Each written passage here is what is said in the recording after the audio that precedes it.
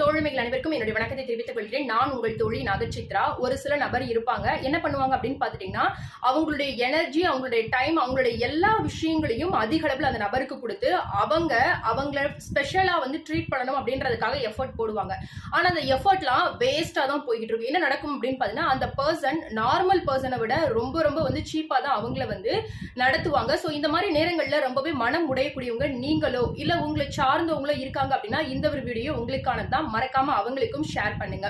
அதாவது என்ன அப்படின்னா, ஒரு பழமொழி உண்டு, அதாவது 10ஓட 11 அத்தோட இது ஒண்ணு அப்படின்னு சொல்லுவாங்க. சோ அப்படியாக தான் நீங்க எவ்வளவு எஃபர்ட் போட்டாலும் அது உங்களுக்கு தான் எஃபர்ட், அது உங்களுக்கு தான் எனர்ஜி, அது நீங்க தான் உங்களுக்கு நீங்களே உங்களை ஸ்பெஷலா காமிச்சுக்கிறதுக்காக அவங்ககிட்ட நீங்க பண்றீங்களே தவிர அதனால அவங்களுக்கு எந்த விதமான யூஸும் இல்லை. சோ அதனால அவங்க இன்னுமே உங்களை சீப்பரா தான் நடத்துவாங்களே தவிர இல்ல இன்னைக்கு இல்லைனாலும் என்னைக்காவது ஒரு நாள் என்ன புரிஞ்சுப்பாங்க அப்படின்னு சொல்லிட்டு உங்களை எஃபர்ட்டை நீங்க இன்னும் அதிகப்படுத்திட்டு இருக்கீங்க அப்படின்னா உங்களுடைய நேரமும் காலமும் உங்களுடைய பணமும் தான் வீணாயிட்டு இருக்கு.